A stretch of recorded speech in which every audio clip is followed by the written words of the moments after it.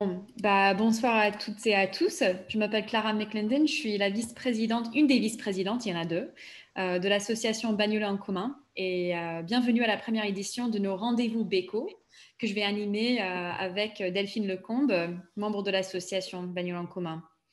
En gros, ces rendez-vous sont une occasion virtuelle de se connecter et d'échanger autour des sujets d'actualité. Avant de commencer dans le vif du sujet, quelques petites règles, points à aborder. Donc, du coup, cet événement durera 1 heure et il sera enregistré. Je vous invite donc, si vous n'avez pas encore fait, de couper votre micro et caméra si vous n'êtes pas en train de parler. Cela nous permettra de garder une bonne connexion pour tout le monde et d'éviter les interruptions. Si vous avez des questions lors de la discussion, vous pouvez les écrire directement dans le chat qui se trouve en bas de l'écran. Et vous pouvez également nous dire si vous avez envie de poser une question directement à un ou des deux intervenants. On aura une petite partie à la fin pour discussion et questions. Alors, un peu d'informations sur Bagnolet en commun ou BECO. Créé lors de la campagne des dernières élections municipales en 2020, Bagnolet en commun a d'abord été un collectif et un mouvement politique qui a porté une liste au premier tour en rassemblant des citoyens militants, écologistes, syndicalistes, représentants de parents d'élèves et de bagnoletais comme vous et moi, engagés dans les luttes locales et marqués notamment par l'écologie populaire, la défense d'une éducation de qualité pour toutes et tous et l'accès aux soins. Près d'un an après les élections, nous avons à présent 9 élus dans la majorité. Bagnolet en commun continue à vivre à travers ses élus, mais également à travers une association, Bagnolet en commun, qui rassemble celles et ceux qui se sont investis dans la campagne et qui souhaitent continuer. En tant qu'association, nos objectifs sont d'accompagner les élus de Bagnolet en commun dans leur action pour la mise en œuvre effective du programme porté par la liste, informer sur ce qui se passe au niveau de la municipalité, créer du débat et participer à des projets citoyens. Si vous êtes intéressé à nous joindre, n'hésitez pas à aller sur notre site, notre page Facebook ou retrouvez-nous sur Instagram. Vous pouvez vous inscrire à notre newsletter, à adhérer et à nous rejoindre. Notre engagement dans un contexte Covid qui frappe le 93 particulièrement fort est plus important aujourd'hui que jamais. Les inégalités ont augmenté pendant la crise sanitaire.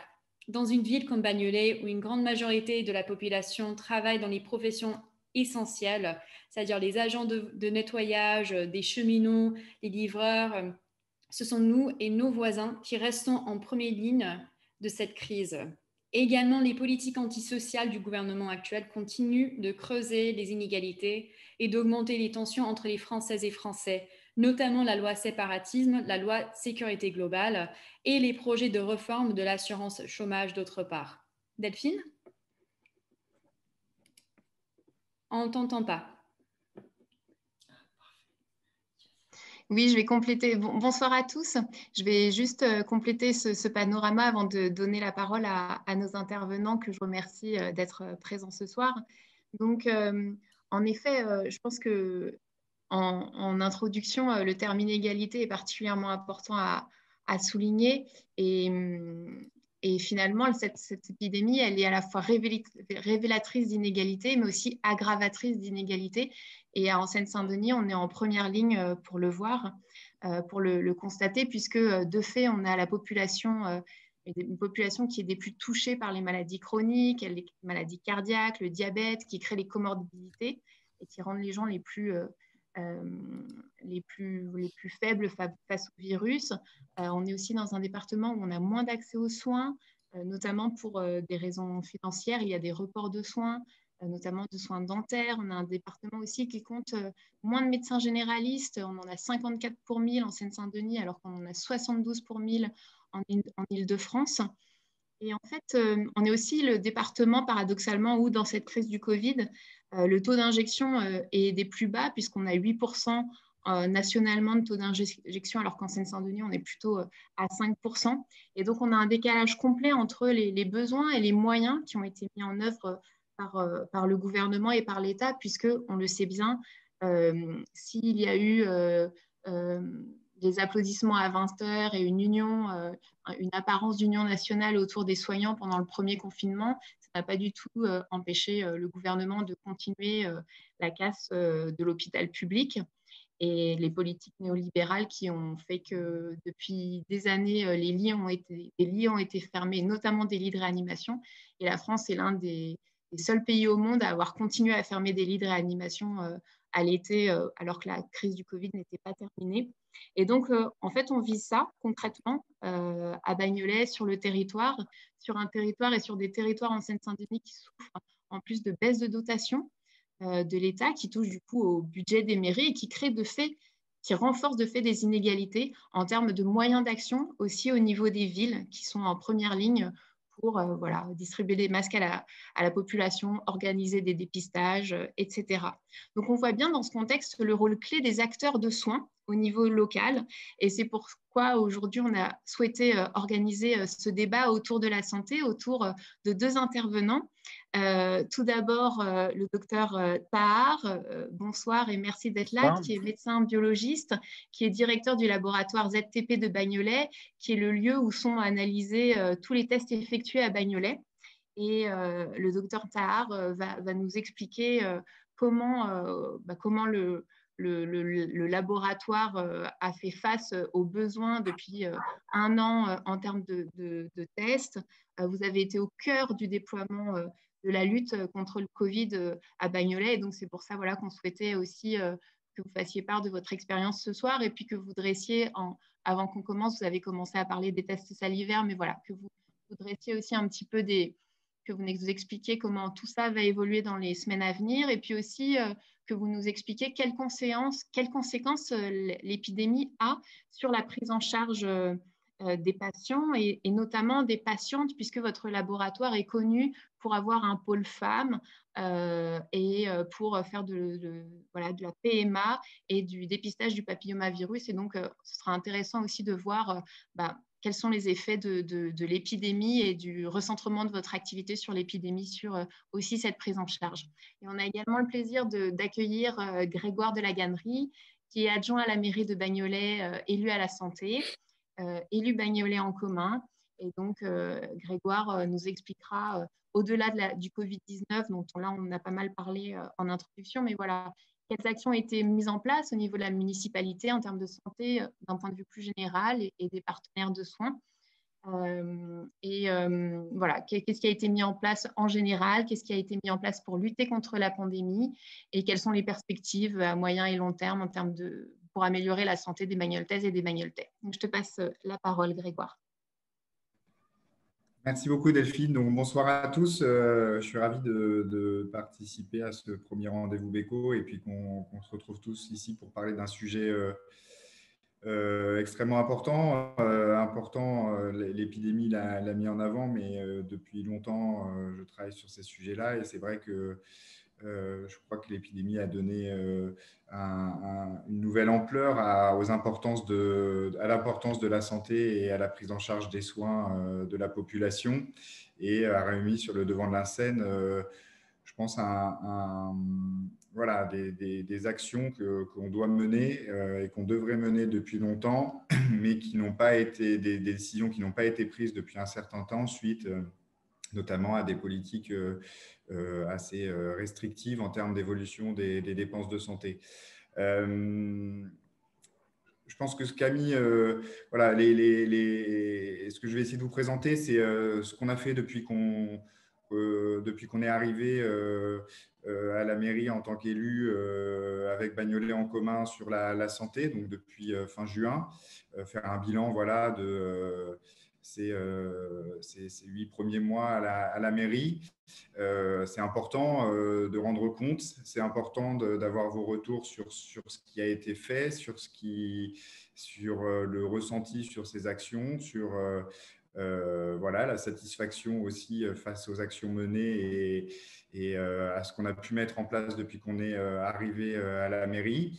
Et puis, dans un deuxième temps, vous donner aussi des perspectives sur les actions qu'on veut mener dans un futur très proche. Donc, sur ce qu'on a réalisé depuis l'arrivée à la mairie, voilà, il y a, je crois, un axe très fort a mis en avant et qui est dans la continuité du mandat précédent, c'est la mise en place d'actions de prévention très fortes qui sont à la main de la municipalité, qui permettent à la municipalité d'agir sur la santé des bagnoltaises et des bagnoltais à travers des actions très concrètes.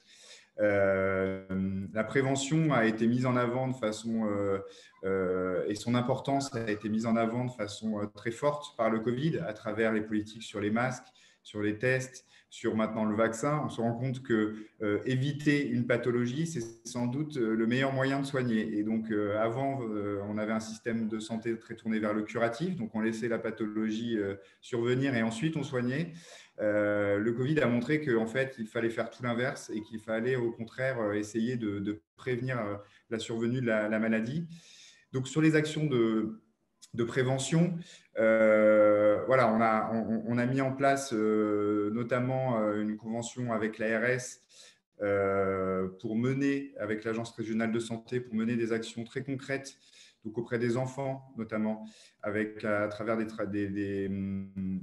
ateliers et des actions de sensibilisation à l'alimentation et notamment par la mesure de l'IMC à certains niveaux pour 1000 élèves donc à Bagnolet, pour avoir une sorte d'image de la situation en termes d'alimentation des enfants à Bagnolet. Cette action sera menée tous les ans et permettra un suivi notamment de l'évolution de cet indicateur. Il y a également des actions de prévention sur la sexualité en collège-lycée. Donc, c'est des interventions qui sont menées dans les collèges et lycées de Bagnolet pour pouvoir sensibiliser justement à la sexualité, aux pratiques dangereuses en termes de sexualité et là encore sur la prévention des maladies sexuellement transmissibles. Et donc, ce sont des actions qui sont menées actuellement dans les collèges et lycées. Et enfin, un troisième axe très fort, c'est la santé des bagnoltaises et notamment des femmes qui sont parfois très tournées vers sa famille, son enfant, son mari, ses conjoints, son foyer et qui ne prend pas toujours le temps justement de prendre soin d'elles. Et donc, l'idée, c'est de mener des actions fortes auprès des bagnoltaises les plus éloignées du système de santé pour les sensibiliser sur certains dépistages, les sensibiliser sur l'importance de consulter régulièrement un médecin pour, voilà, donc l'idée c'est de créer aussi des référentes au sein des quartiers, au sein des différents quartiers de la ville pour avoir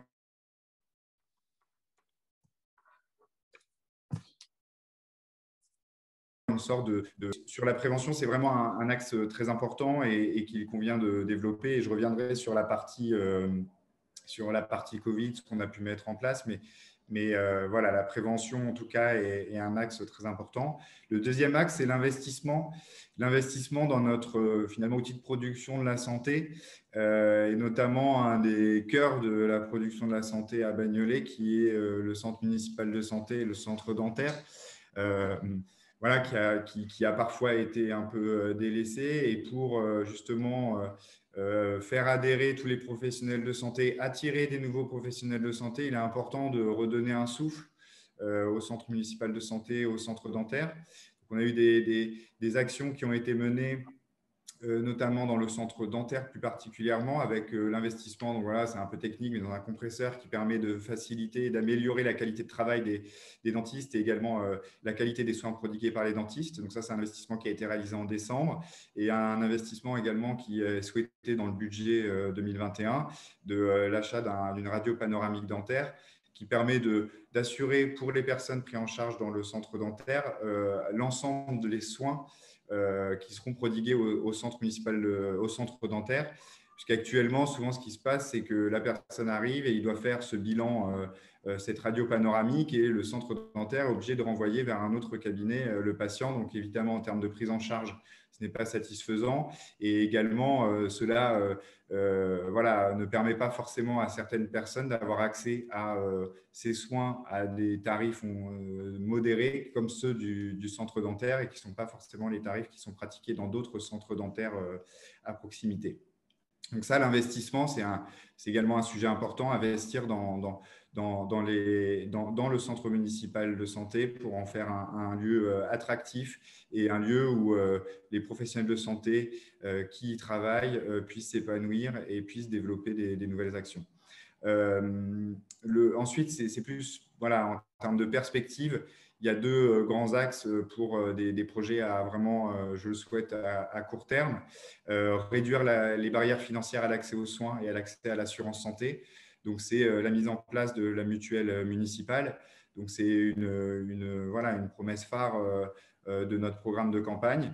Donc, c'est en cours, c'est inscrit dans le budget 2021 et on espère que d'ici la rentrée 2021, on pourra avoir mis en place cette mutuelle municipale. Et évidemment, l'idée, c'est également de créer des ramifications auprès des acteurs privés pour pouvoir avoir une prise en charge globale des soins à Bagnolet à travers cette mutuelle municipale. Et puis, le deuxième axe, c'est développer l'offre de soins, l'accès aux soins. Et ça, c'est vraiment également important. Donc, il y a deux modalités. Il y a une première modalité qui est de faire venir un maximum de personnes, un maximum de professionnels de santé sur le territoire. Donc ça, évidemment, c'est un axe important. On aura peut-être l'occasion d'y revenir dans les questions. Mais l'autre possibilité, c'est aussi d'augmenter les plages horaires et les plages horaires disponibles des professionnels de santé au cours d'une journée et notamment le week-end. Et donc, l'idée, c'est de mettre en place une permanence des soins en collaboration entre le centre municipal de santé et les professionnels de santé libéraux de la ville pour pouvoir avoir l'accès à un médecin généraliste et à des infirmiers, quel que soit le jour où la pathologie survient, où une maladie aiguë survient. Je pense qu'on a tous pu expérimenter le manque finalement de professionnels de santé disponibles dans certains endroits de la ville, notamment les week-ends et le soir. Donc ça, c'est des axes assez forts, donc prévention, investissement, réduire les barrières financières à l'accès aux soins, développer l'offre de soins à travers la mise en place d'une permanence de soins. Donc voilà, c'est autant de dispositifs qui devraient améliorer sensiblement la santé des Bagnoltaises et des Bagnoltais. J'ai parlé beaucoup de santé, je n'ai pas parlé de Covid, je pense pendant peut-être 5-10 minutes, je pense que c'est quand même une performance. Donc maintenant, je vais vous parler un peu de Covid parce que c'est vrai que c'est quand même beaucoup de temps et beaucoup d'énergie pour l'élu que je suis, mais surtout, et je voudrais leur rendre hommage, les professionnels de santé, l'administration de la ville qui travaille sur tous ces sujets-là, la direction santé, la direction enfance. On aura peut-être l'occasion de revenir sur les questions d'éducation et notamment l'impact du Covid sur les écoles. C'est un travail très fort et il faut voir leur mobilisation au quotidien et que, évidemment, il y a des frustrations de la population sur certains sujets, notamment la vaccination, mais évidemment aussi, je pense qu'il faut avoir bien conscience que tout le monde est mobilisé pour essayer d'offrir les soins et en tout cas les innovations les plus récentes à toutes les Bagnoltaises et les Bagnoltais. Je pense que pour preuve, sur les actions qu'on a menées depuis le début sur le Covid, que ce soit sur les masques avec les distributions de masques par la municipalité, à toute la population, aux enfants dans les écoles, on a montré qu'on était proactif. Sur les tests, on a également été extrêmement proactif, à la fois à travers des opérations de dépistage organisées en lien avec l'Agence régionale de santé. Donc, on a à peu près 1200 Bagnoltais qui ont pu bénéficier de ces opérations de dépistage, mais également avec une coopération très étroite avec le laboratoire ZTP, en menant notamment des opérations de dépistage auprès des agents communaux, et cela dès le mois de septembre, si je ne me trompe pas. On a également investi dans des machines pour faire justement des tests salivaires, mais je laisserai le docteur Tar peut-être revenir sur ce sujet, mais qui permet de développer et de proposer auprès des familles des tests salivaires pour leurs enfants lorsqu'il y a des cas qui sont détectés, notamment dans les plages horaires des centres de loisirs et des accueils du matin et du soir. Donc voilà, cette proactivité, elle est là. On a eu une grande déception sur la partie vaccin. Donc, j'ai parlé des masques, des tests, vaccin. Donc, c'est le trio un peu triumvirat du Covid. Mais voilà, sur les vaccins, c'est un peu voilà, ça a été une grande déception puisqu'on devait ouvrir un centre de vaccination le 1er février à Bagnolet. On a subi les atermoiements du gouvernement, pas de centre de vaccination, puis en fait, on va faire des centres, on va ouvrir des centres, on vous ouvre un centre à Bagnolet, mais en fait, on n'a pas de dose, donc il n'y a pas de dose, donc il n'y a pas de centre. Donc voilà, donc il y a eu, voilà, on a joué de malchance. Je pense qu'aujourd'hui, on met en place des dispositifs qui permettent aux Bagnolaises, aux Bagnoltais d'avoir accès au vaccin. Alors certes, pas à travers un centre de vaccination à Bagnolet, mais on met en place un dispositif. Donc, pour les plus de 75 ans, on a mis en place des créneaux réservés dans les centres de vaccination de Montreuil, de Romainville. On organise le transport, on fait des prescriptions pour les transports pour les personnes qui ne peuvent pas se déplacer. Donc, on aide, on accompagne toutes ces personnes-là qui sont inscrites sur des listes du Centre municipal de santé, qui jouent pleinement son rôle d'accueil et d'écoute.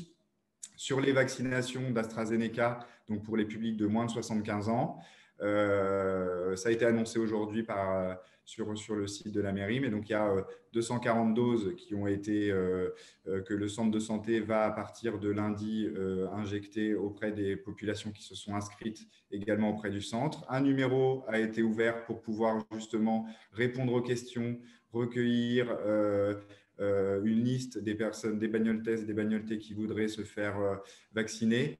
Voilà, donc on met en place tous les dispositifs, malgré toutes les embûches qui sont mises sur notre route, et notamment la non-autorisation par le préfet d'ouvrir un centre. Mais on avance et on arrive à petit créer encore une fois une politique efficace sur la vaccination après les masques et les tests.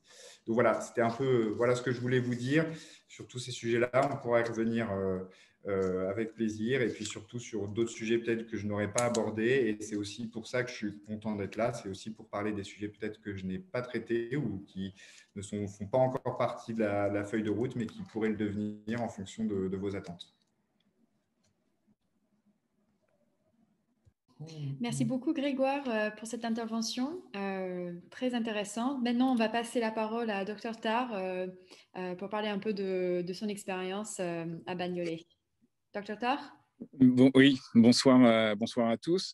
Moi, je voulais déjà vous remercier de participer à cette séance interactive, parce que c'est vrai que nous qui passons tout notre temps dans notre laboratoire, nos seuls échappatoires sont un petit peu ces réunions Zoom où on peut voir d'autres personnes en dehors des masques, évidemment, puisque vous savez que dans tout l'espace public, le port du masque est obligatoire.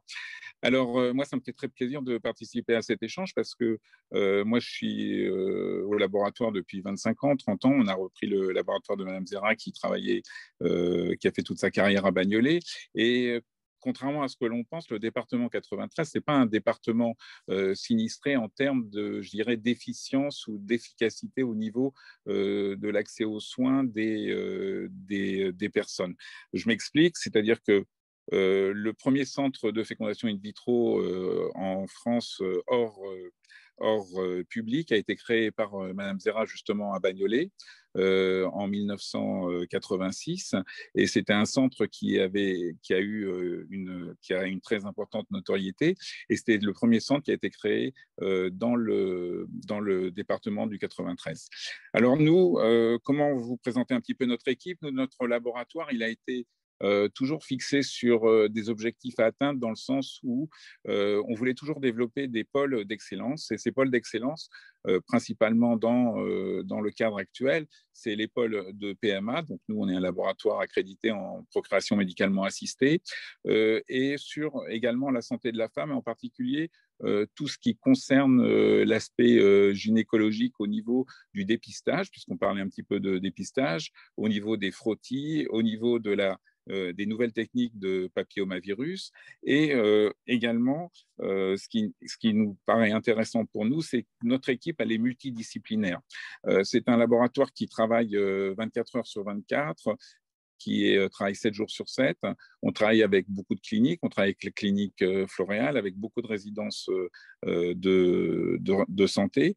Et c'est un laboratoire, c'est vraiment une équipe soudée. Alors, on travaille, on est associé avec le docteur Pfeffer et on a un team très important. On a une quarantaine de personnes. On voulait aussi également remercier nos acteurs, nous, au niveau de notre laboratoire, en particulier Madame Ashmida, qui est cadre technique du laboratoire, et tous les techniciens du laboratoire qui, je vous l'assure, depuis un an, se donnent corps et âme pour donner des résultats pour les Covid, avec les régulations de rendre les résultats à J+1. Et tout ça, c'est quelque chose de très important. Et nous, on est très impliqués dans la santé à Bagnolet parce que moi, j'ai toujours eu confiance dans ce département et j'ai toujours eu la possibilité de faire ce que j'avais envie de faire dans ce département, en particulier la PMA. On a monté tout un secteur de papillomavirus qui n'existait pas il y a 10 ou 12 ans, et on a été pionnier pour faire toutes ces actions.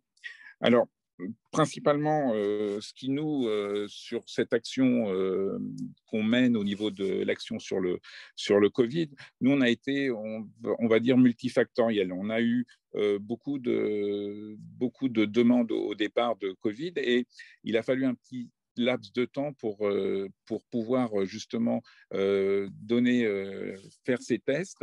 Et dans un premier temps, on a envoyé quelques tests dans d'autres laboratoires, et ensuite, rapidement, parce que le laboratoire s'est rapidement mis en ordre de marche pour lutter contre cette épidémie, on avait tout l'équipement, tout ce qu'on appelle, nous, des automates performants, pour pouvoir faire ces tests PCR Covid, en particulier au laboratoire, où on avait déjà une unité de biologie moléculaire.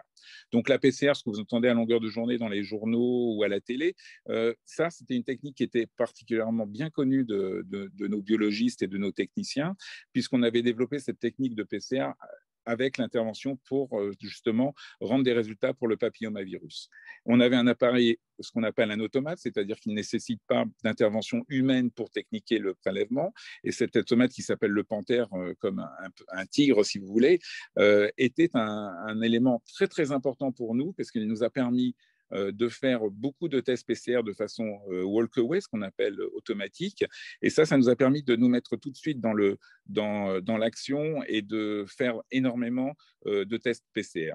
Au début, le docteur Pfeffer a fait pratiquement 2000 à 3000 tests PCR tout seul dans toutes les EHPAD avec qui on travaille. Je ne sais pas si les gens arrivent à se rendre compte, à imaginer ce que c'est que de faire un test PCR à quelqu'un qui a 85 ans, qui a un Alzheimer ou qui est déficient chronique ou qui a des problèmes de comorbidité importantes. Donc, ces tests-là, si vous voulez, on les a fait pratiquement tout seul, parce qu'au départ, il y avait pas, tout le monde était perdu, on n'avait pas d'équipement, on n'avait pas de gants, on n'avait pas tout ce matériel-là, et on n'avait pas d'aide parce que tout le monde était plus ou moins décimé par cette épidémie. Donc, on a été sur tous les points, on a été au Floralie, ce que vous connaissez bien, on a été à la résidence Marie, on a été à la MAPAD des 4 saisons, et on avait en plus notre activité de PMA importante. Une fois qu'on a réussi à rendre des résultats dans les J+1 ou J+2, et je crois qu'on peut quand même, sans se lancer de fleurs, on peut dire qu'on est quand même un des rares laboratoires à n'avoir jamais rendu un test PCR au moment de la crise la plus aiguë à J+5 ou J+6. Pour nous, c'était une hérésie de rendre des tests à J+5, J+6, et bien que les gens, la technicienne de PMA qui est restée de biologie moléculaire, pardon, qui est restée jusqu'à minuit ou 1h du matin pour lancer des PCR, tout ça pour pouvoir rendre des résultats à J+1 et à J+2. Voilà, donc nous, le laboratoire avait, si vous voulez, déjà les capacités pour pouvoir s'intégrer dans ce rôle pour la lutte contre le Covid.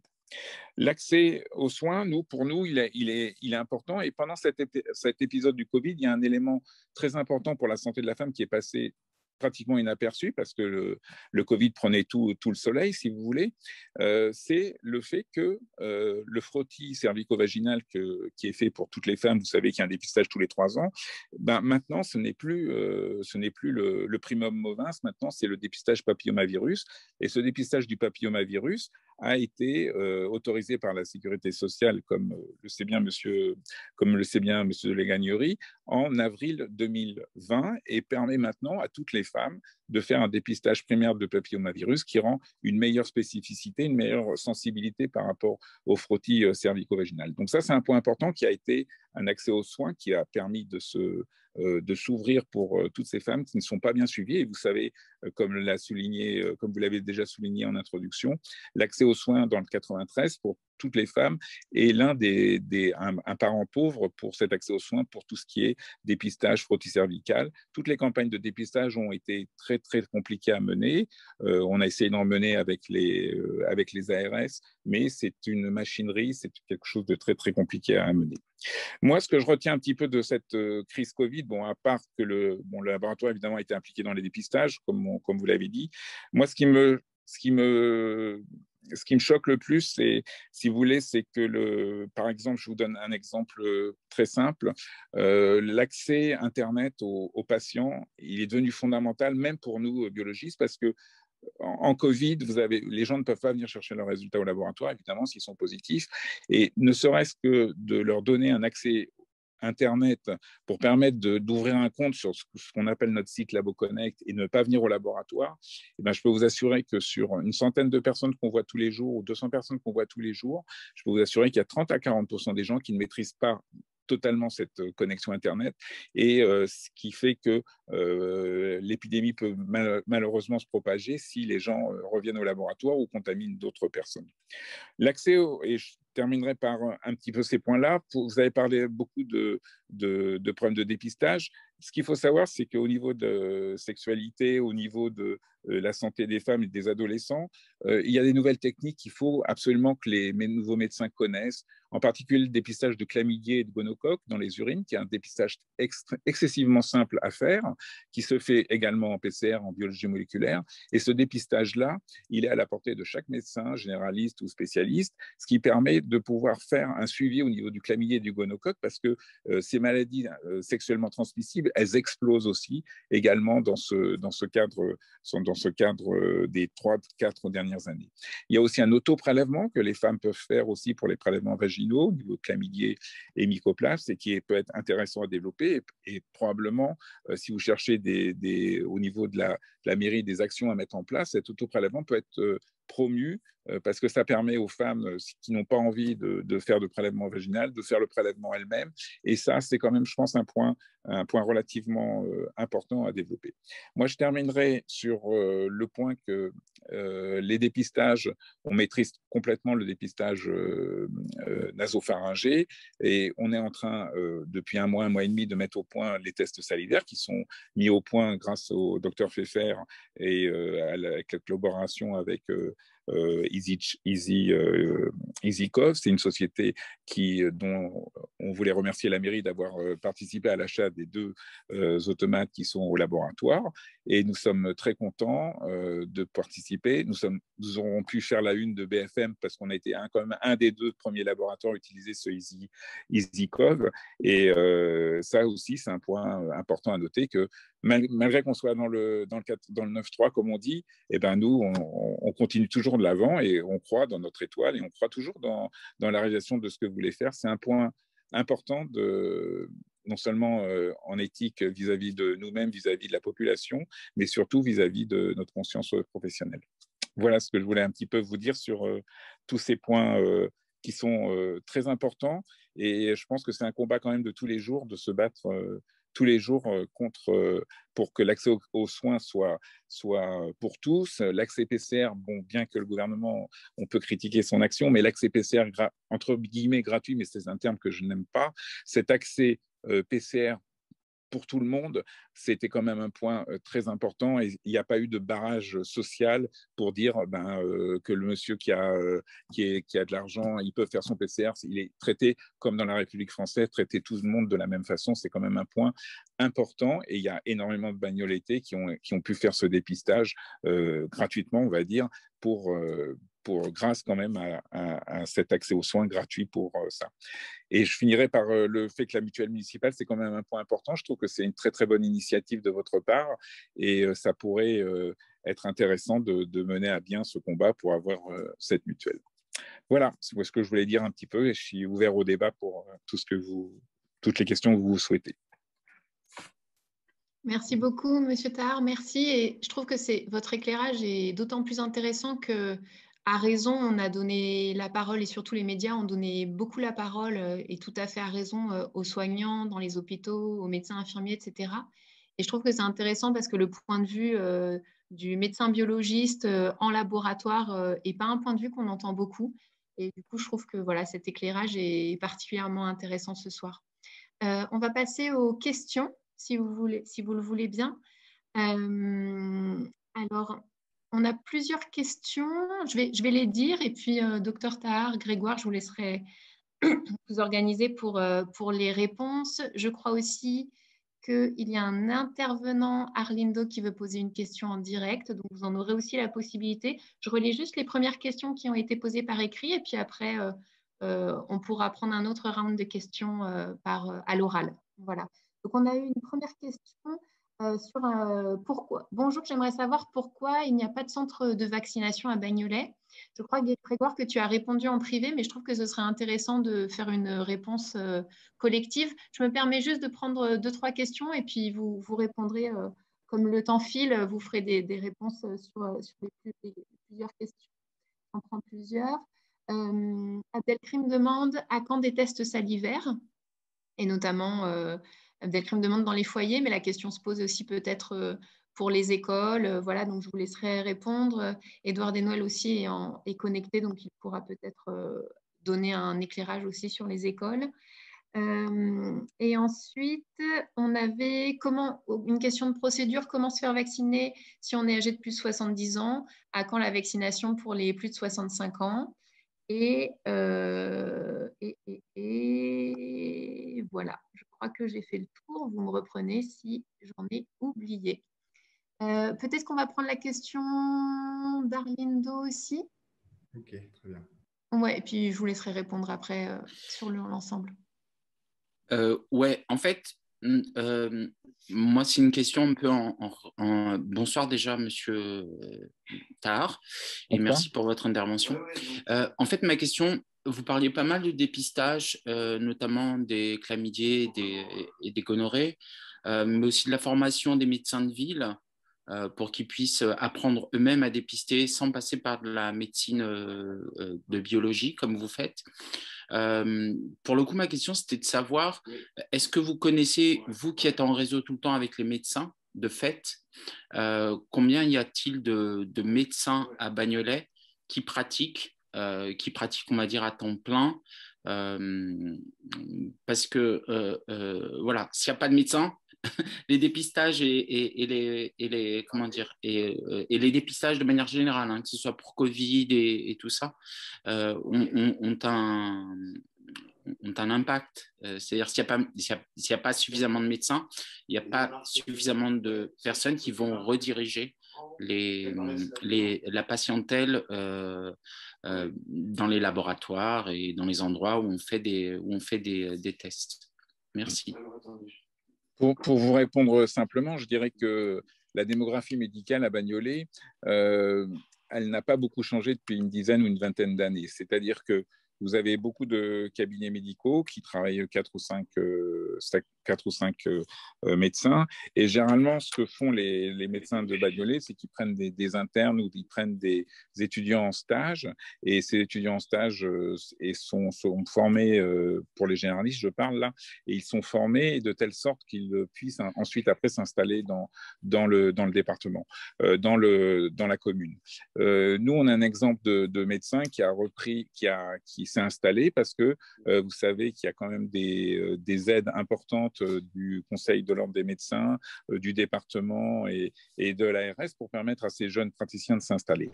C'est vrai que la démographie médicale à Bagnolet, elle n'évolue pas peut-être pas dans le bon sens, mais elle évolue avec des médecins qui sont fidèles, des médecins qui sont toujours très impliqués et qui travaillent énormément. Et il y a un nombre de médecins, à peu près une dizaine ou une quinzaine de médecins sur Bagnolet qui travaillent beaucoup. Le centre de santé, et ça c'est un point important, il y a eu un recrutement très important de médecins femmes spécialisées en médecine générale avec des compétences gynécologiques qui sont importantes. Et ça a permis quand même d'augmenter l'accès aux soins pour les femmes au niveau du centre de santé. Pour tous ces dépistages qu'on appelle dépistages chlamydia, gonocoque, comme vous dites, moi, ce qu'on voit venir un peu dans tous les pays, en particulier dans tous les pays scandinaves, nord-européens, on voit que l'autoprélèvement, la façon de faire le prélèvement tout seul, ça, c'est une action qui est très importante et qui peut justement augmenter l'accès au dépistage de tout le monde. Si ce prélèvement, par exemple, il y a une formation qui est faite, si les hommes ou les femmes qui sont jeunes, qui veulent faire des dépistages de chlamydia et de gonocoque, il suffit qu'ils amènent leur urine au laboratoire et qu'il y ait un programme de dépistage du chlamydia et du gonocoque qui est pris en charge. Ça, c'est des choses importantes. Et je peux vous dire que depuis 3-4 ans, les dépistages de gonocoque, ils explosent, les résultats positifs, ils explosent pour une population qui est quand même très jeune. Alors, on n'a pas besoin d'aller forcément voir un médecin pour qu'on le prescrive un prélèvement urétral ou un prélèvement vaginal. Donc, ces actions qui sont assez simples à mettre en place, des urines à faire ou un autoprélèvement, ben, tout ça, ça permet quand même, pour répondre à votre question, d'ouvrir l'accès aux soins. Et même s'il n'y a pas assez de médecins, parce qu'on sait bien que c'est quand même, on est un peu au creux de la vague au niveau de la démographie médicale, ça peut permettre de mieux soigner la population si la population est bien éduquée et arrive à bien comprendre ces concepts de dépistage qui sont de plus en plus importants dans la médecine actuelle.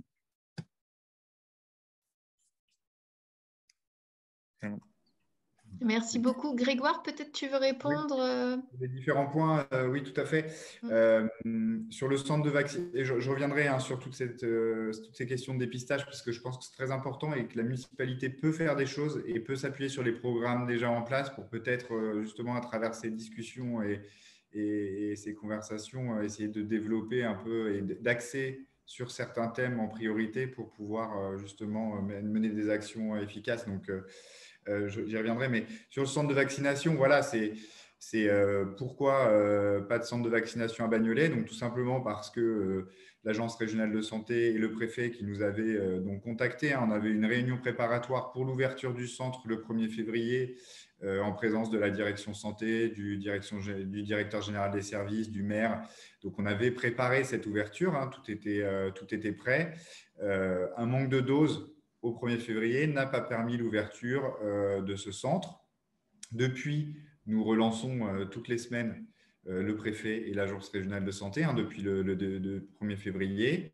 Les doses ne sont pas venues et malheureusement, les calculs démographiques et de besoins que ce soit qui ont été réalisés au sein de l'agence régionale de santé et par la préfecture ont orienté l'ouverture donc à Montreuil et à Romainville. Donc, on s'appuie, ce que je veux vous faire entendre, c'est que, et je suis très déçu et j'espère qu'on arrivera, quand il y aura plus de doses, à créer ce centre par nous-mêmes, sans autorisation du préfet, parce qu'on aura assez de doses pour pouvoir créer un centre viable où tous les jours, on pourra vacciner 200, 300 personnes.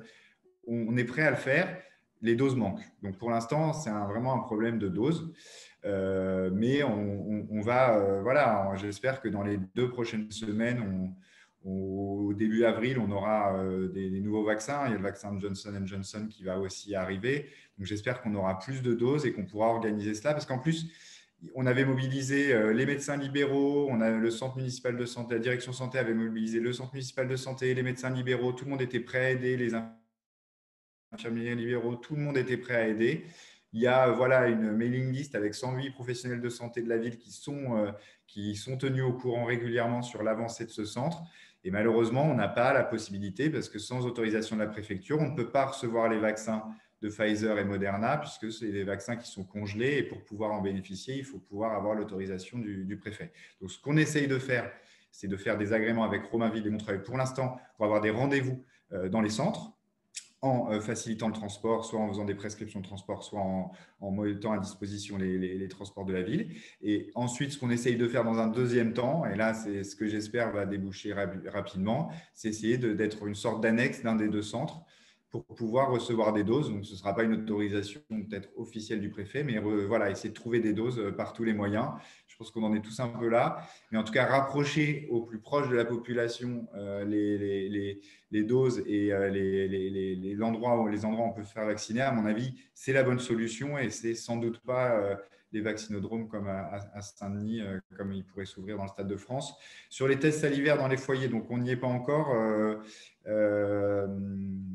Mon cher Abdelkrim. Par contre, ce qui va arriver sans doute, hein, mais là, le docteur Tahar pourra peut-être en parler, et je pense qu'il n'en parlera pas forcément avec des mots très positifs. En tout cas, il faudra faire attention à leur utilisation. C'est les autotests qui arrivent très prochainement. Donc, voilà, ce sont des tests nasaux où il faut tourner les couvillons 5 fois dans son nez. Alors, pas aussi loin, hein, ce n'est pas un test nasopharyngé, je vous rassure, parce que je pense que personne ne pourra s'en faire un lui-même.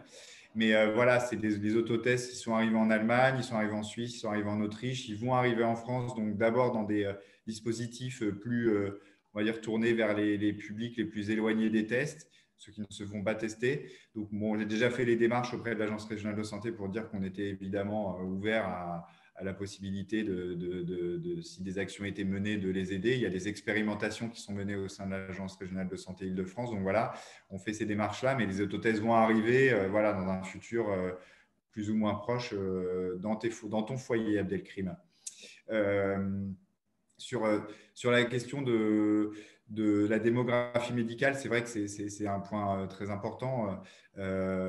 Voilà, on a 21 médecins généralistes à Bagnolet et le gros souci, c'est qu'on a un des problèmes qu'on a, c'est que voilà, il y en a 2 tiers qui ont plus de 55 ans.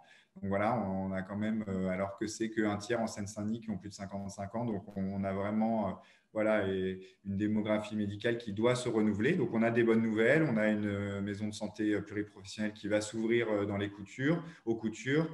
Il y en a une autre qui va ouvrir à François Mitterrand. Donc, on a quand même des bonnes nouvelles. On rencontre des professionnels de santé qui souhaitent s'installer dans la ville. Donc, ça fait partie des démarches qu'on essaye de mener. Aussi, de rencontrer un maximum de professionnels de santé. Donc, on a rencontré plusieurs médecins généralistes qui souhaitaient s'installer dans une ville de la Petite Couronne. Donc voilà, donc l'idée, c'est de les accompagner dans ces démarches-là. On essaie d'être proactif pour essayer d'attirer un maximum de professionnels de santé. Et je pense que voilà, et c'est pour ça que je suis ravi que le docteur Tahar soit venu, c'est que voilà, on montre que dans la ville de Bagnolet, il y a voilà, des pôles d'excellence, vraiment on est à la pointe sur certains sujets au niveau de la santé et qu'il faut continuer à progresser et qu'il faut continuer à être dans cette démarche-là pour pouvoir attirer aussi des professionnels de santé et en faisant parler de la ville sur des sujets de pointe. Donc, sur les campagnes de dépistage, moi, je trouve que c'est important. Les recommandations sur le papillomavirus ont évolué récemment. Les médecins ne sont pas tous au courant de ces évolutions, donc il faut absolument aussi les mettre au courant. Donc voilà, je pense qu'il y a des choses à faire et sur Chlamydia aussi, il y a des actions qui sont en cours de développement au sein de l'assurance maladie, mais c'est vrai qu'il faut sensibiliser un maximum et je pense qu'on peut aussi utiliser par exemple l'action de prévention dont je parlais sur la sexualité auprès des collégiens, des lycéens, on pourrait utiliser pour essayer de sensibiliser un maximum sur ces maladies et sur le dépistage de ces maladies qui ont des conséquences très graves en plus sur la santé des femmes et qui peuvent avoir des conséquences extrêmement graves tout au long de la vie. Donc voilà, ça donne des pistes et je suis ravi qu'on ait pu en parler encore ce soir. Merci beaucoup. Je vais lire une dernière série de questions. Donc, il y avait une question de Daniel. Concrètement, donc, comment se faire vacciner, quel numéro de téléphone faire ou comment s'inscrire pour être vacciné si on a plus de 70 ans ou plus de 65 ans. Une question aussi de Brigitte. Les vaccins vont être effectués sur une population d'âge et certaines catégories professionnelles alors que le variant anglais provoque une grosse hausse de contamination chez les 35-50 ans. Donc, une question sur le ciblage, sur les populations ciblées dans le temps. Politiquement, qu'est-il possible de faire? Voilà. Et Oui. une question aussi de quelqu'un qui revient sur le HPV, donc le papillomavirus, si je ne me trompe pas. Une sensibilisation dans les collèges est-elle prévue? Et Alors, oui, ça c'est... pardon. Et Oui. juste une dernière question, comme ça après je vous laisse répondre sans vous interrompre. Est-ce que les enfants pourront se faire vacciner pour les mois à venir? Est-ce que ces vaccins sont fiables? Voilà, dernière question, je vous laisse la parole. Alors, il y a beaucoup de questions qui tournent autour du vaccin, ce qui prouve que le public est très anxieux vis-à-vis des questions que se posent les gens sur les vaccins. Épidémiologiquement, si vous voulez, la campagne a peut-être été malmenée du fait de cibler les populations qu'on aurait dû vacciner en premier. Et quand on revoit un petit peu toute cette démarche de vaccination, on se dit qu'on aurait peut-être dû vacciner les soignants en premier, les enseignants en second, et ensuite, évidemment, vacciner les gens qui sont en EHPAD. Mais vous avez vu que, par exemple, maintenant, en EHPAD, il n'y a pratiquement plus de cas mortels de Covid. Enfin, il n'y a plus de gens qui vont en réanimation et en détresse respiratoire. Donc, la vaccination dans les EHPAD, elle a très, très bien marché. Et si on peut adapter cette vaccination aux soignants, ça, c'est un point très, très important. Vous considérez quand même que l'infection à Covid, c'est quand même une infection nosocomiale dans un tiers des cas à l'hôpital. Pourquoi? Parce que vous avez sans anicroche, sans médire sur les projections, mais vous avez beaucoup d'aides-soignantes, vous avez beaucoup d'infirmiers qui ont été porteurs de ce Covid et qui ont contaminé des malades, ou des infirmiers ou des médecins. Enfin, peu importe quelle est la population qui était porteuse chronique ou porteuse saine de ce Covid, mais ce qui est important à noter, c'est que l'infection nosocomiale, elle est très importante. Vous rentrez pour une prothèse de genou, une prothèse de hanche à l'hôpital et vous ressortez avec le Covid, ça, c'est quand même quelque chose qui est malheureusement assez bien démontré actuellement. Voilà, donc ça, c'est quand même un point important. Et le deuxième point, pour vous dire, juste pour le dépistage salivaire, c'est quelque chose qui va probablement faire une percée importante. Et pour l'instant, le dépistage salivaire, il est plus ou moins réservé pour les départements dans les écoles où on peut faire, nous, le laboratoire a participé à des dépistages à Montfermeil ou à Romainville, et nous, on attend avec impatience de faire des dépistages sur Bagnolet pour aider justement ces écoles. Mais bon, ça dépend de l'inspection générale de l'éducation nationale dans le 93. Et nous, on a déjà commencé à faire une ou deux campagnes de dépistage de tests salivaires dans les écoles. Et pour les enfants, pour les petits en CM1, CM2, c'est quand même un petit jeu de cracher dans le petit flacon. Et je peux vous assurer que c'est quand même plus sympathique que de faire un endonasal à un enfant. J'ai juste, puis après peut-être qu'Edouard, tu voudras ajouter un point sur les écoles, sur la situation des écoles. Mais c'est vrai que sur les vaccins, donc sur les enfants, pour l'instant, en fait, il n'y a pas eu d'essais cliniques sur les enfants. Donc, il n'y a pas eu donc les vaccins, pour l'instant, ne sont pas autorisés sur les enfants. Donc, ce sera dans un second temps. On attend les évaluations des essais cliniques sur les enfants pour pouvoir après élargir la cible et pouvoir vacciner les enfants. Sur les cibles plus jeunes, les 35-50 ans, évidemment, pour l'instant, on doit utiliser les vaccins dans le cadre des recommandations de la Haute Autorité de Santé qui fixe les publics cibles et les publics autorisés à bénéficier des vaccins. Donc, on ne pourra pas vacciner, cibler les 35-50 ans, tout en sachant qu'il y a quand même la volonté de ne pas gâcher de doses. Donc, évidemment, si un flacon est ouvert, évidemment, il sera utilisé sur les personnes, et qu'il n'est pas fini, il pourra être utilisé sur quand même des publics qui ne sont pas ciblés par la Haute Autorité de Santé. Je pense qu'il faut être pragmatique sur ces sujets-là et que parfois, on manque un peu de pragmatisme. Quel numéro? Alors, le numéro, je vais vous le donner puisque on me le demande. Donc, c'est le 01. Donc, est-ce que tu le notes, Daniel? Le 01 49 93 66 33. Voilà. Et donc, tu peux appeler. Je vais le mettre dans le chat direct. 01 49 93 66 33. Merci. Voilà. Donc, voilà. Et puis, sur les écoles, peut-être je laisse la parole à Edouard. C'est vrai que nous, en fait, on a mené des actions dans les centres, dans le centre de loisirs, dans dans la partie accueil. Et c'est vrai que pour pouvoir mener des tests, mais c'est là un peu la difficulté, sur le temps scolaire, on doit avoir l'autorisation de l'Éducation nationale qui, pour l'instant, ne nous donne pas l'autorisation d'utiliser la solution qu'on a achetée. Mais nous, voilà, c'est là où on montre aussi notre agilité et puis notre volonté un peu de bénéficier des innovations. On utilise tout de même cette solution EasyCough pour être en avance. Donc, ça fait plus d'1 mois que maintenant, on utilise les tests salivaires dans la vie. Édouard, je te laisse peut-être la parole. Moi, j'avais une question autant qu'une observation. L'observation, c'est que, bon, à chacun sa peine. Toi, c'est la médecine, moi, c'est les écoles. On voit beaucoup de cas chez les personnels techniques qui sont des employés de mairie, des personnels d'accompagnement à la scolarité, que ce soit les ATSEM ou les services enfance qui font les centres de loisirs. Et on arrive à des tensions assez importantes dans les écoles, puisque le gouvernement nous demande de les maintenir ouvertes. Mais on arrive à des taux d'absence chez les personnels qui ont le Covid ou qui sont cas contact, qui rendent difficile, d'une part, l'application du protocole sanitaire et d'autre part, juste la tenue du service, que ce soit le service de cantine, d'accueil des centres de loisirs ou chez les personnels d'éducation nationale, les classes, tout simplement. Là, on manque de remplaçants dans les écoles et on manque de remplacements dans les personnels techniques.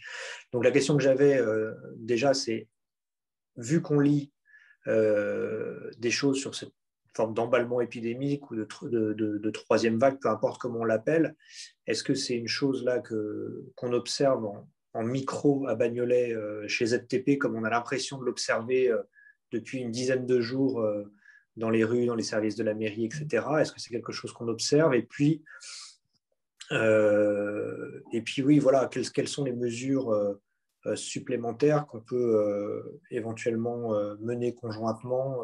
On parlait des tests salivaires, essayer de voir comment contourner ces restrictions éducation nationale sur les temps scolaires, voir ce qu'on peut mettre encore davantage au service de la population et du personnel communal, même si les campagnes de tests sur le personnel communal ont quand même été soutenues.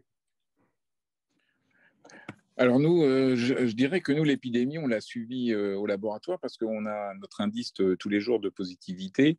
Et notre indice de positivité, il reflétait, franchement, c'était assez impressionnant, il reflétait bien les taux nationaux. Et avec les recrudescences des différentes épidémies. Nous, dans ce qu'on a considéré dans les écoles, parce que nous, on a fait quelques dépistages dans les écoles, mais c'est là une population qui est assez jeune, c'est entre 4 et 7 ans, on n'avait pas énormément de cas entre 4 et 7 ans. Par contre, il y a des confrères qui nous ont dit qu'il y avait énormément de cas sur les adolescents entre 12 et 15-16 ans. Donc ça, c'est une donnée qu'on n'a pas ici à Bagnolet, parce qu'on a fait surtout des CM1, des CM2, des choses comme ça, des dépistages sur ce plan. Nous, on est prêt, si vous menez une action sur un lycée, de vous suivre pour une action pour faire des tests salivaires à une échelle pour voir un petit peu quelle incidence ça a sur la ville. Nous, ce qu'on a fait sur une population beaucoup plus jeune, on n'avait pas des taux d'incidence très, très importants. Il y a un autre fait qui est quand même relativement à noter, et ça, M. Lagagnerie est au courant, puisque M. Pfeffer lui en avait parlé, c'est qu'il y a beaucoup de gens qui viennent pour des tests antigéniques positifs, pour une confirmation, pour avoir le variant. Et donc ça fausse un petit peu les statistiques, puisqu'on a quand même beaucoup de gens qui viennent se faire retester après un test antigénique positif. Donc ça, c'est pas franchement anecdotique, mais bon, dans la marée des statistiques qu'on envoie tous les jours par le CIDEP et par l'application Covid, c'est un point qui est quand même important à noter. Et moi, je comprends votre inquiétude, à savoir un taux réel d'incidence dans vos lycées ou dans vos écoles. Tout à fait, avec la question du maintien ou pas du service derrière. Tout à fait. Merci beaucoup. Merci. On va prendre. Tu veux rebondir, Grégoire? Sinon, on prend une toute dernière question. Pas de problème. Ok. Donc, on va prendre une toute dernière question, brève, s'il te plaît, Arlindo, parce qu'on ne voudrait pas trop dépasser pour libérer tout le monde. Normalement, ça se finit à 19h30. On aimerait finir à voilà, 35, 40 derniers délais. Donc, une question brève et puis on clôturera. Merci. En fait, c'est plus une observation, c'est parce qu'on parle en fait beaucoup de priorisation des populations, ce qui est normal, hein, notamment les populations les plus âgées avec des comorbidités importantes, mais la santé, c'est un ensemble et je pense qu'il faut pouvoir aussi essayer de faire un travail, notamment justement sur les comorbidités. Moi, je suis diabétique, par exemple, j'ai eu un infarctus et du coup, en fait, c'est des pathologies qui fragilisent encore plus lors d'une épidémie et c'est bien ce qu'on a vu avec le Covid. Si les hôpitaux sont saturés, c'est aussi parce qu'il y a beaucoup de comorbidités. Donc, un travail aussi vu qu'on parle de prévention et de dépistage, c'est aussi tout un travail de prévention et de dépistage de la HTA, de l'hypertension artérielle, du diabète. Voilà. Moi, j'ai un peu de difficulté, vu on va dire mon parcours dans la lutte contre le sida, avec les autotests, parce que je pense qu'il faut pouvoir avoir un suivi médical d'un spécialiste tout en sachant que n'importe quel patient peut devenir son propre expert, mais que tout ça soit validé par la médecine. Alors, j'aurais tendance à dire, allez chez le médecin. Allez chez le médecin, faites-vous suivre, faites-vous orienter quand vous ne savez pas, ainsi de suite. Voilà, vraiment, enfin, la santé, ce n'est pas juste une accumulation de maladies les unes à côté des autres. C'est souvent des cofacteurs de risque et que travailler ça, profiter de cette crise, j'allais dire, profiter de cette crise pour réfléchir aussi aux politiques générales de santé à Bagnolet, c'est super important parce qu'en effet, par exemple, la question du diabète à Bagnolet, il y a beaucoup de diabétiques qui doivent s'ignorer. Moi, à partir du moment où j'ai commencé à libérer la parole sur mon propre diabète, j'ai découvert qu'il y avait plein de personnes de mon âge qui étaient aussi diabétiques. Voilà, c'était mon observation. J'espère que je n'ai pas été trop long. Merci Delphine. Merci Arlindo. Merci beaucoup. Oui, je peux rebondir, Delphine, peut-être juste sur ce que vient de dire Arlindo, parce que je pense que c'est vrai que c'est extrêmement important de pouvoir avoir un entourage et des personnes qui accompagnent les personnes avec leur pathologie pour les aider à la comprendre, pour les aider à vivre avec. Donc, au centre municipal de santé, il y a des actions qui sont mises en place avec des diététiciens. Voilà, il y a des actions qui sont mises en place avec les infirmières azalées aussi qui accompagnent les patients, certains patients. Donc, il y a tout ça. Et puis, un dernier petit mot, parce que j'ai oublié de le dire, et je pense que c'est un axe aussi important. Et avec Frédéric Gabin et Édouard Desnouel, on a vraiment à cœur de mener à bien ce projet, c'est développer tout ce qui est prévention dans les écoles.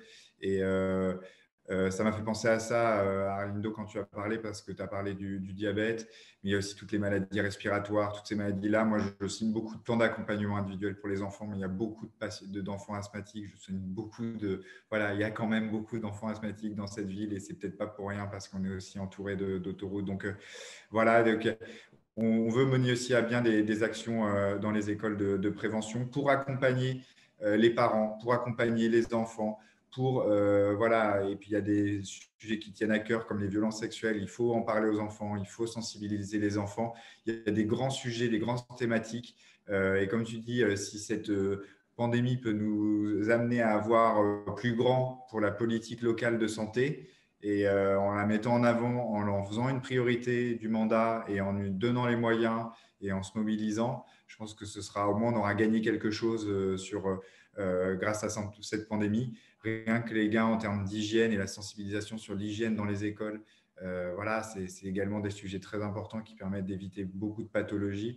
Et voilà, donc on en a besoin. Donc, en tout cas, merci pour ton intervention. Et puis, merci au Dr Tar pour tout son éclairage et aussi, je trouve, sa perspective et sa volonté son discours positif sur la santé dans le 93 et à Bagnolet. Et je suis ravi qu'il ait pu participer parce que je trouve qu'on a de la chance d'avoir ce laboratoire à la pointe à Bagnolet.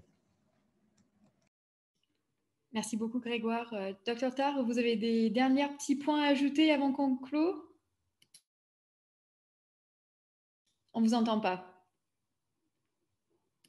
Voilà, je voulais tous vous remercier pour nous avoir invités. Et moi, je voulais remercier aussi notre équipe du laboratoire parce que ils sont quand même sur des charbons ardents depuis 1 an et c'est quand même grâce à eux et aussi grâce à toutes vos équipes municipales et toute votre coordination qu'on arrive à se battre tous les jours pour essayer de vaincre cette maladie. Et j'espère qu'avec la vaccination, on va pouvoir enfin avoir des bonnes nouvelles pour les prochains mois à venir. Merci, docteur. Merci beaucoup. Donc voilà, ce soir, on a fait un grand tour autour du sujet de la santé à Bagnolet. C'était une discussion très intéressante où on a parlé des actions qui ont été mises en place à la mairie, l'importance des préventions, les perspectives à court et moyen terme au sein de notre ville. Et puis, c'était vraiment super d'avoir eu la chance aussi d'avoir Dr Tar avec nous qui a pu nous donner la perspective du laboratoire ZTP, comment ça se passe à Bagnolet, les perspectives à venir, leur approche pour apporter non seulement un appui fort et important pour gérer cette crise sanitaire actuelle, mais aussi un appui plus à long terme pour améliorer la santé de nous tous à Bagnolet. Donc, je vous remercie Grégoire et Dr Tar pour vos interventions et votre participation ce soir. Et merci à toutes et tous pour la participation ce soir avec nous pour la première édition de ce rendez-vous Béco sur la santé. Si cela vous a plu, nous invitons à nous joindre pour la prochaine édition des rendez-vous Béco qui aura lieu jeudi le 15 avril à 18h30, aussi sur Zoom. Il y aura un lien qui sera communiqué à ceux et celles qui sont intéressés sur l'éducation à Bagnolet avec notre cher Frédéric Gabin, conseiller municipal chargé de la vie scolaire et membre de l'association Bagnolet en commun. Donc, encore une fois, merci beaucoup pour votre intérêt et pour rester à l'affût de nos actions à venir, n'hésitez pas à liker notre page Facebook, à regarder le site web bagnoletencommun.fr, à nous laisser un message sur notre adresse mail, c'est bagnoletencommun@gmail.com. Et qu'est-ce que j'ai oublié? La newsletter aussi. Voilà, et merci beaucoup et bonne soirée. Merci. Merci beaucoup. à Bonne tous. soirée. Très bonne soirée.